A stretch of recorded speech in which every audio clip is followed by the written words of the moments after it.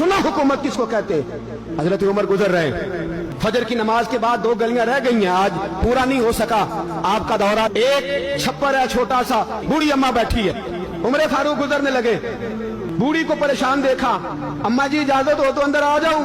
बूढ़ी कहने लगी चल दौड़ जा, अपना काम कर, क्यों इजाजत दूं? तेरी मेहरबानी अम्मा, आने दो। क्या दौड़ जा? तेरी मेहरबानी अम्मा, गुजारिश है, चलो आ जाओ। अंदर आ गए उमर फारूक।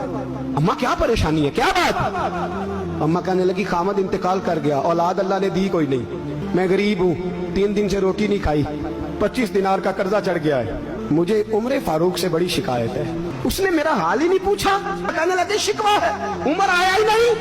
तो उमर कहने लगे अम्मा उमर को क्या पता कि तू इस हाल में है? कहती है नहीं पता उमर को, तो उमर से कहो छोड़ दे हुकूमत, उसके हवाले करे जो खबर रख सकता है। हजरत सैयदना नाफे फरमाते हैं जिसके सामने किसरा और रूम के बादशाह कांपा करते थे, मैंने उस उमर को बूढ़ी अम्मा के सामने कांपते हुए देखा।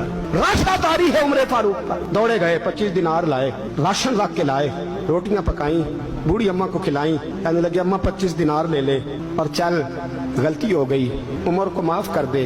अम्मा बोली, बोल के कहने लगी मैं नहीं माफ करती, एक दफा कब्र में जा लेने दे, मेरे रसूल आएंगे तो मैं उमर की शिकायत करूं। अमीरुल मोमिनीन होके उमर फारूक अम्मा के कदमों में बैठ गए। कहने लगे अम्मा उमर कमजोर है, हुजूर का सामना नहीं कर सकता, तेरी मेहरबानी नबी पाक के सामने शिकायत ना करना। अम्मा कहने लगी चल मैं तेरी खातर माफ कर देती।